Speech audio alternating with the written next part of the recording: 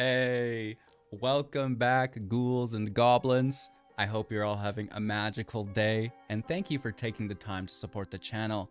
We're back with a new Magic the Gathering Arena Standard Best of 1 Mythic Rank deck guide, Grixis Dragons. We'll break down the deck list, talk about the strategies and synergies, demonstrate this within the Mythic Rank against the best decks and players in the world. Of course, we'll wrap up with our final thoughts, deck review, and pack opening. Make sure to like, comment, and subscribe to the channel to help support. You can also become a YouTube member to challenge me directly one-on-one every single Sunday during our YouTube Live.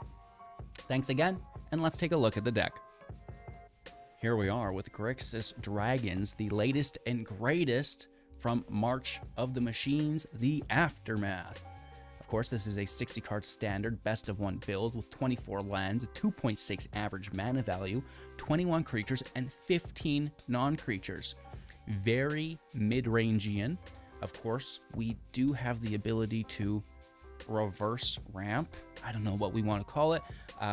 The Claw will act as mana for us, tapping to add 2 mana of any color combination, spending on dragon spells, as well as Sarkhan Soul Flame for 3 mana here. Now this is a new card, 2 power 4 toughness. Dragon spells you cast cost 1 less to cast, and whenever a dragon enters the battlefield under your control, you may have Sarkhan Soul Flame become a copy of it until the end of turn, except its name is Sarkhan and it's a legendary in addition to its other types, right? So this is absolutely phenomenal. Sarkhan is reducing by 1. Rivaz the Claw is tapping for 2. As a 3/3 with Menace, it also allows us to cast dragon spells from the grave if they'll die a second time or be removed. It's going to go to exile instead, right? So that's what we're utilizing as our core components of the deck, building around those 2 creatures with dragons, okay? Furthermore, utilizing the number of dragons in deck through Invasion of Tarkir for 2 mana, 5 defense counters on it. When it enters, deal 2 damage to any target, plus X, where X is the number of dragons you reveal from your hand. So this is phenomenal. It's not uncommon to have 3-4 dragons in your hand, which really is a lot of damage output.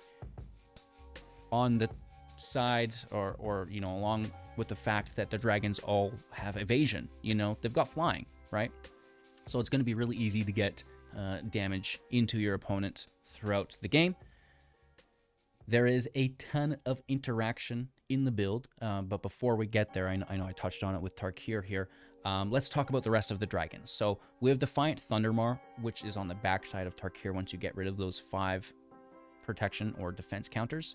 It's a 4/4 with flying and trample, and whenever a dragon you control attacks, deal 2 damage to any target. That's going to stack up for each dragon.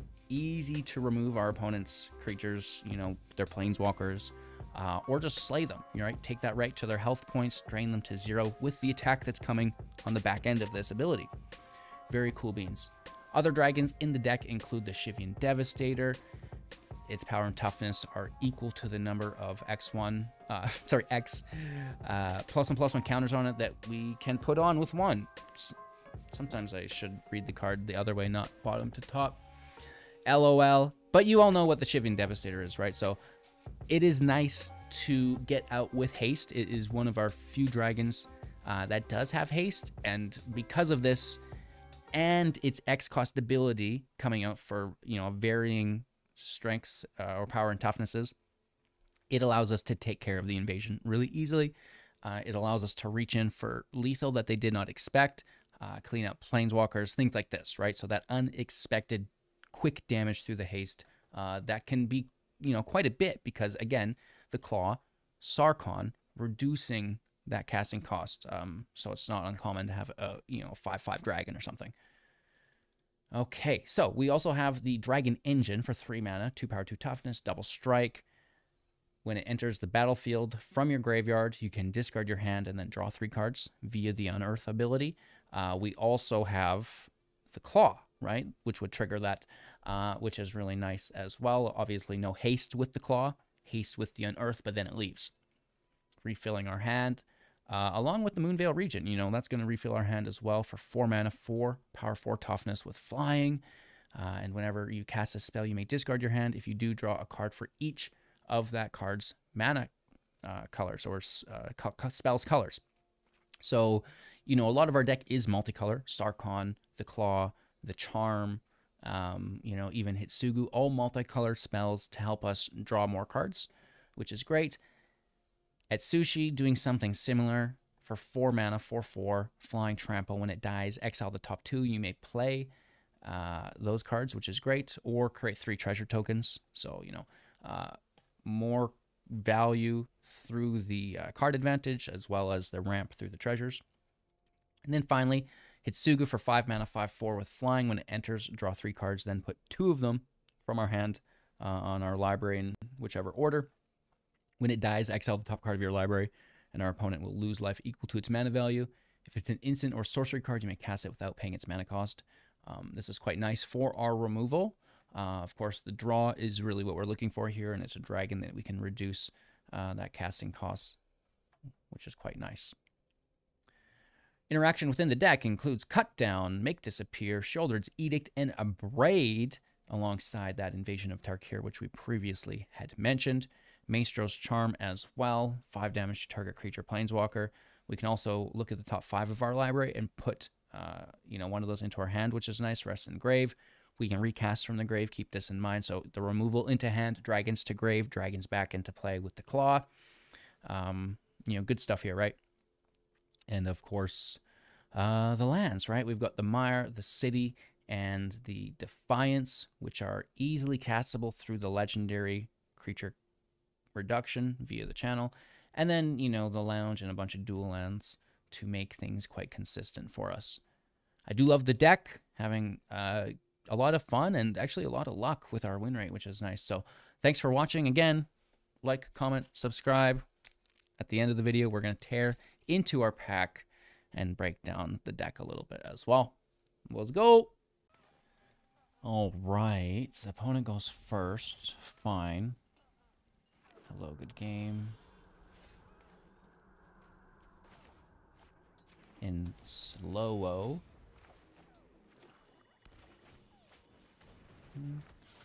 Tis fine. We have to turn 2.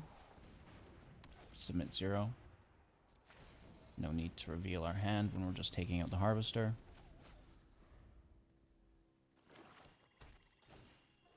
Fable of the Mirror Breaker, of course, you know. Why wouldn't there be?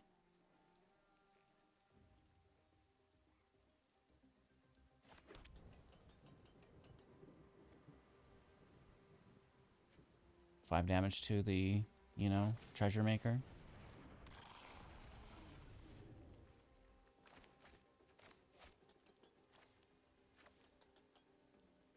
Discarding an Atraxa, an Atali. Oh yeah. Oh, why wouldn't you? Right? Excuse me? A land? Yeah, that's not gonna... I mean, they've got the blood token still, right? Maybe they're worried that I take it from their grave. Right? They're like, well, there's a black, you know, could be Grixis with the Graveyard Trespasser. Ooh. I don't appreciate that.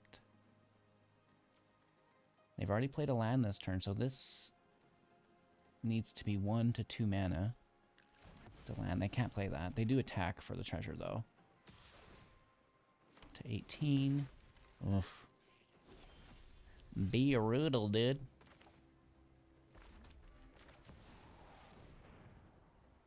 Blazing Sky is active. And I want to save this Devastator until it can hit Takir in 1. We're going to have to kill Kiki. Where is all of our removal, is my question. Oh, absolutely. It's a no-brainer, even if they kill it.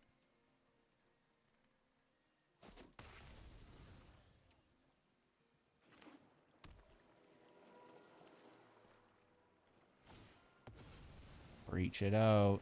Breach, breach, Breachadelphia. Nice. This is a really good card. They take our Moonveil. They take...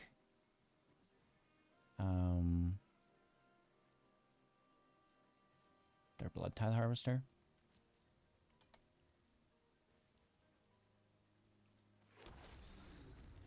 It's not bad. The flyer's really good, right?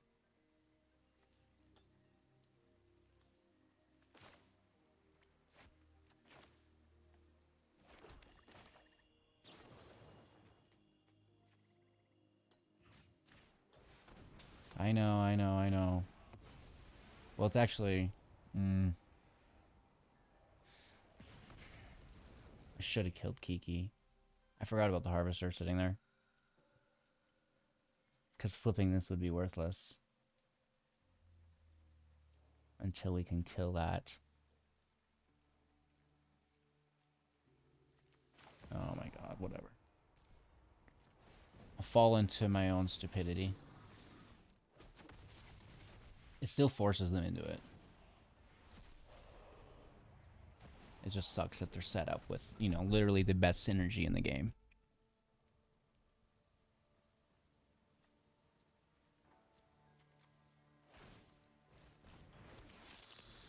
Yeah. Are they greedy and do them both now, or do they be patient and wait it out? I would almost just do them both.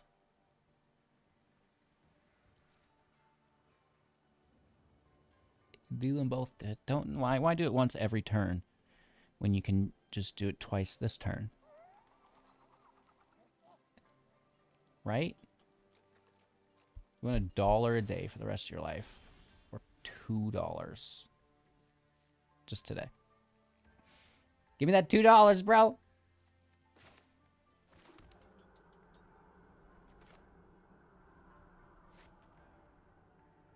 I'm swinging. Let's race.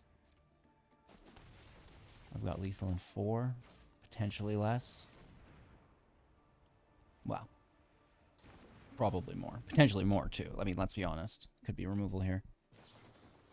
Ah, big score is so good. Those treasures are phenomenal. 4 cards in their hand. All of the mana. Right? They have all of the mana. Harvester gets copied. I think they just kill the Moonveil. Yep. Moonveil does 1 damage to them to 14.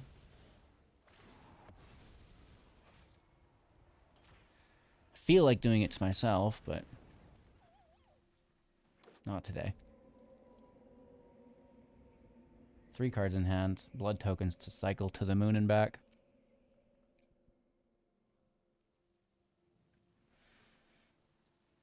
I kind of feel like there's more removal there.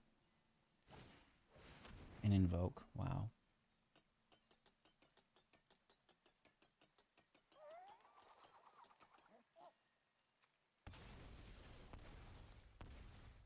I have no problem with Itsushi sitting there for a second. And they probably just grabbed more removal too, right? It's invoke.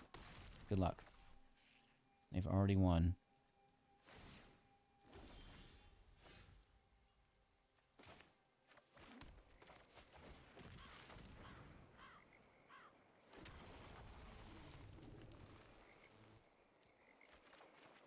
Hey.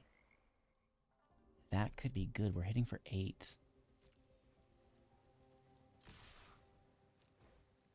And we hit because they murder. Alright, so they're going to do it here anyways.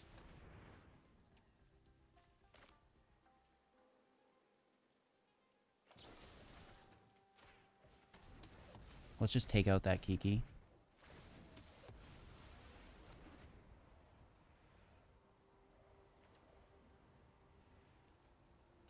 Make the treasures. Blast them.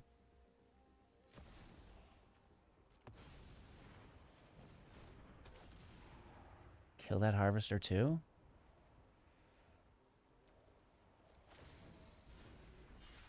No, well, yeah. We lose our engine. We have one more. I'm going to play Hitsugu first, though. They have 4 cards. They probably just, you know, invoke despair, invoke despair, invoke despair. It's original. Big score. 1, 2, 3. Oh, Kiki Jiki, you know, great. Ah, it's so annoying. Oh my god, we have 9 mana.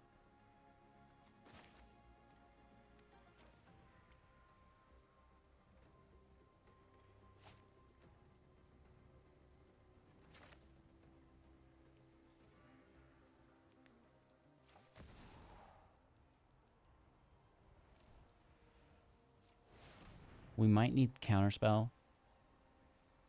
We have to pay 5. They're sacrifice their goblin token, whatever. It could also be removal.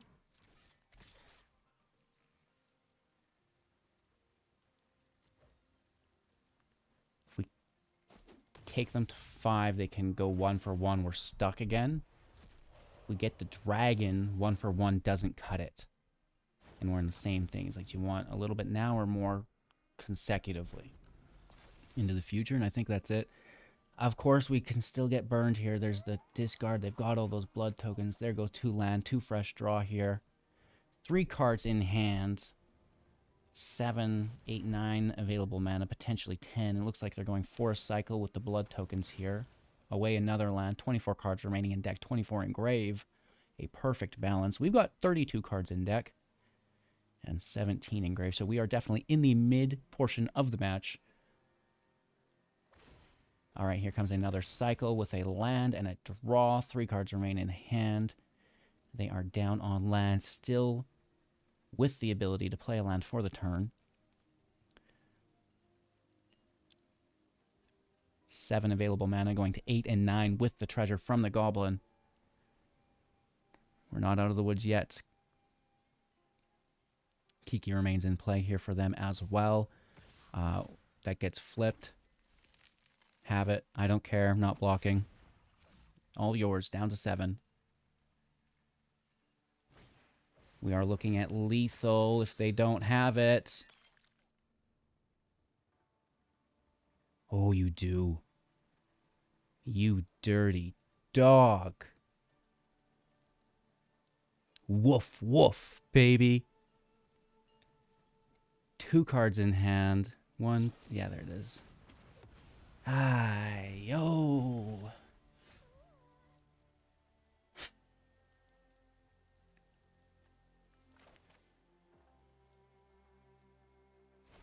Here comes Hitsugu. It's a little late, but maybe still good. Of course, we do get to draw 3.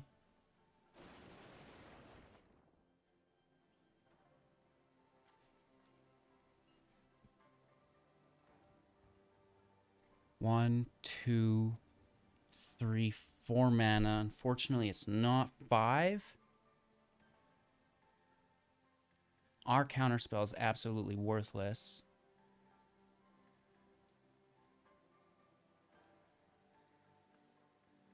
We play this anyways. I don't want to put the lands back because then that's what we're drawing.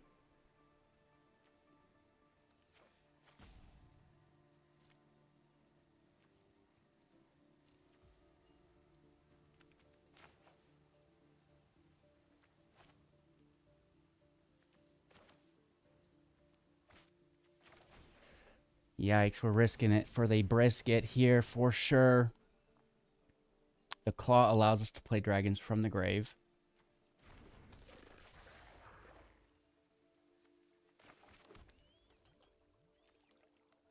Devastator for 1, right?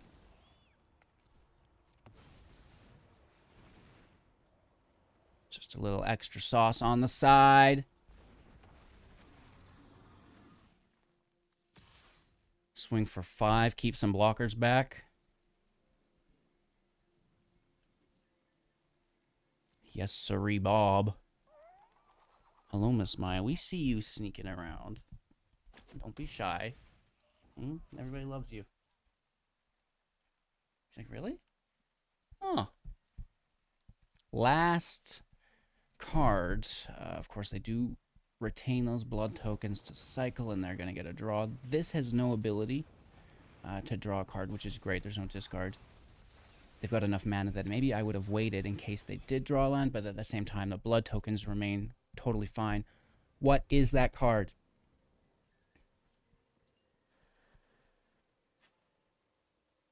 Leaving back the Devastator just in case they had multiple sets of removal, and it appears that they did. We have 2 damage through Make Disappear. Cast a counter for free, which wouldn't land on anything. And of course, the Dragon Engine with haste from the grave via Unearth, which refills our hand with 3 cards. Blood token land away. 21 cards left in the library, 1 in hand. All of the mana. 8 available mana. So they can still super cycle. You know, they've got the Goblin here as well. Harvester can self-sacrifice.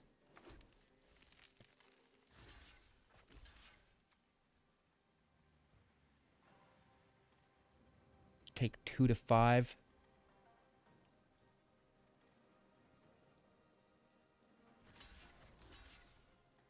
Don't take any damage.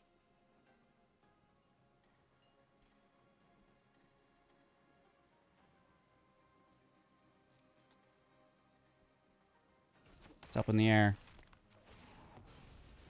It does go to exile.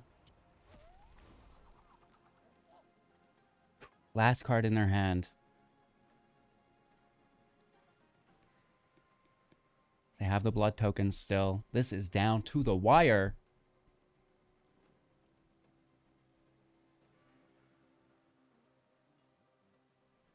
You know, even if it is a Sheoldred, they've got nothing to cycle these blood tokens away with after. Oh, no. It's a good thing we blocked them both. Is it too little too late? They have to minus. And they minus 5 on each. No.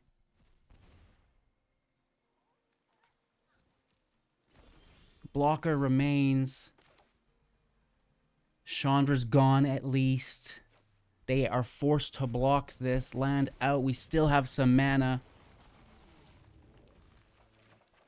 It's the removal we need to win the game. Non-token creature on Kiki Jiki. Good game. Sorry, Chandra. Flame extinguished. That was smooth as butter, baby. I think it was like a top 1000 player, too. And, like, probably the best deck in the meta. Going first, keeping 7. Land is light, but it is there. You know, we've got all 3 colors through the Triome. Playing on 2. Double reveal. Hit for 4, which is substantial. You know, that's no joke. Okay.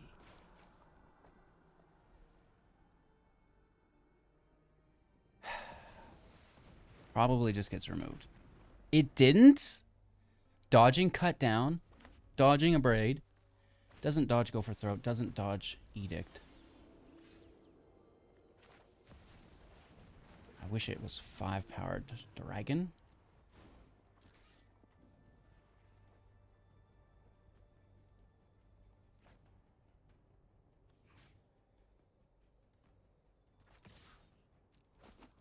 I'm just gonna hit them, maybe ignore invasion for now. 5 mana. Ugh. This is not good. Gixadelphia. So if they go in on 1, take a dragon, they're gonna lose 3 life.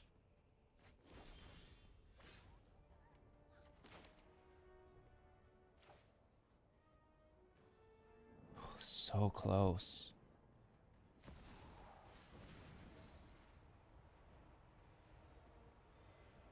Decline. I mean, I want the land, but...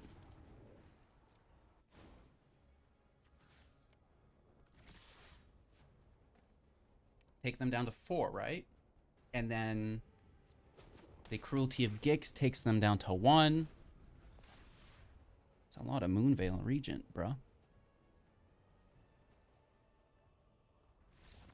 They're looking for Atraxa, but then they've still got to discard it and get it back into play. The dragons are too quick, baby. Let's go! That was 3 lands only. Going first, a really nice hand. Good land. We've got our, utility cards here. That red source is in play first. Hello, good game.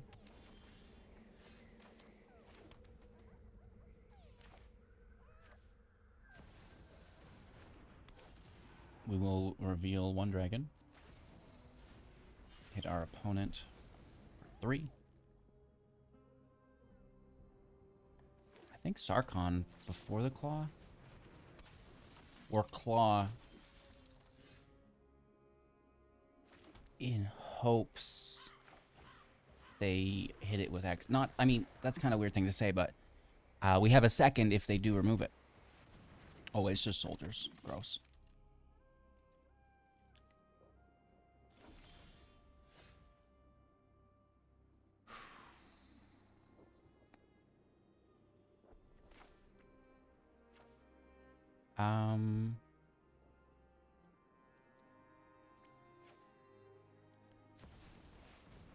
Yeah, we can't get a second dragon out. But I do think it's worth waiting. And then this is 3. This is 4 for 7. This is 3, 4, 5. We're close. And I'll trade that Sky Strike, Double block, give me that Sky Strike. No, they just take it. Okay. That's not bad. The veteran is very good. Oh my god, there's 2 of them. I love this game. I love this game. No flyers, though. So, maybe that's where we get out of this. Red and blue. And then we'd have 2 mana left over.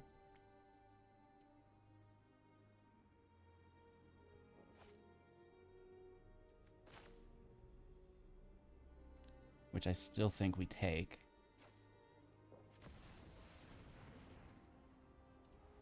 I'm gonna make Sarkhan at Sushi for the death ability. Maybe make some treasures. Because we're so low on land, right?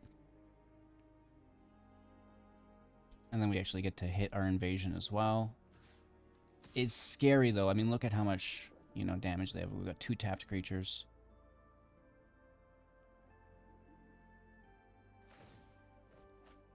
They're just looking for an aviator, obviously. And I should have added double red. Auto tapper. And I guess my own ignorance there. Do they get the aviator? I mean, that, I might even just draw for it, Right? They have massive draw.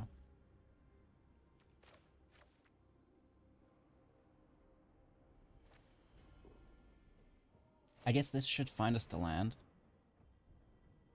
Right? Hitsuga's quite nice.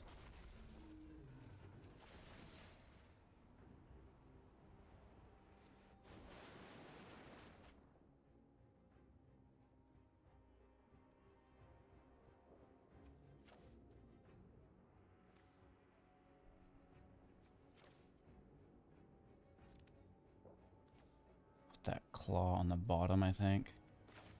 Land out.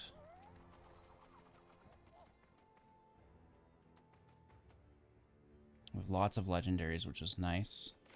But I have a feeling they're going to be in the air anyways. So this is just a nice blocker. Maybe we tack in on these veterans. I think we do. We'll probably just die after.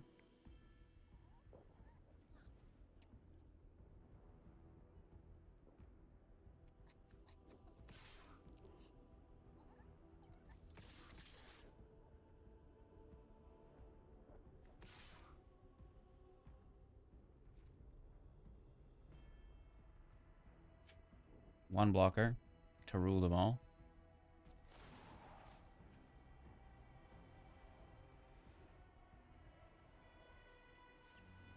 One, two, three, four of this. That's 8 damage. They block 2. That's just 6 for 12. Not enough. It's close.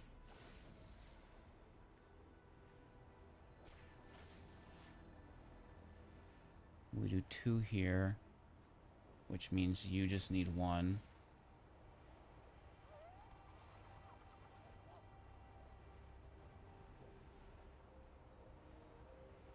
Right. So we did 1, 2, 3, 4. We only have 4, so let's kill the reinforcements as well, I guess. We're super overexposed.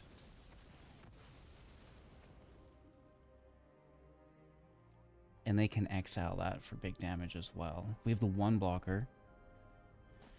And we're still hitting for a ton here. Oh, wow.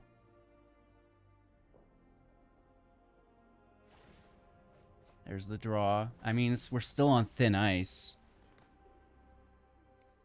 That was pretty crazy, though. There it is. Oh my gosh. 1, 2, 3, 4. They're 1 attack short. Oh my lord. The comeback on that one. Dang, bro. Where'd you find that? Our opponent's going first. Let's keep 7. Land is good, and I've never seen someone ranked so low. So I'm just curious what 41% is like. I'm honestly just straight up curious. They're on the play. We don't have land. They've played a Kiki Jiki. I don't understand.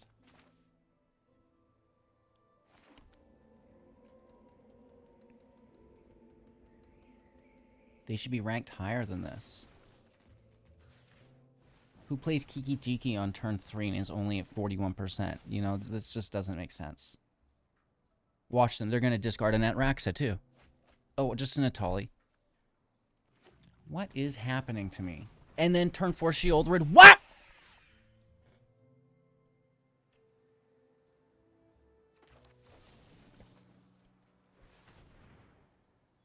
I am being trolled so hard right now. What in the world? Play turn 5 Gix.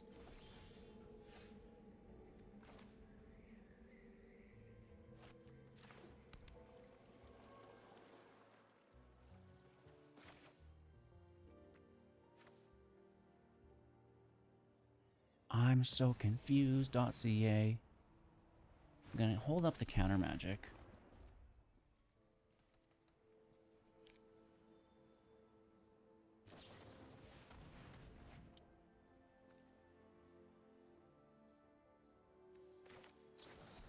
They've already discarded, and now they've just lost their spell. However,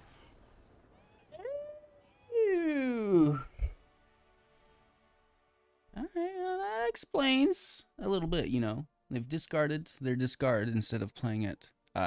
Discarded their despair instead of playing it on curve. Nice. Yeah. I mean, it would have been negated as well. But the big score hurts because they discard, you know? Alrighty then. So there's one thing I forgot to mention in the deck tech, and that it is when the Moonveil Regent dies, it's going to deal X damage to any target, which can be your battle. Quite nice. Where X is the number of colors among permanents that you control. We have, obviously, blue, red, and black.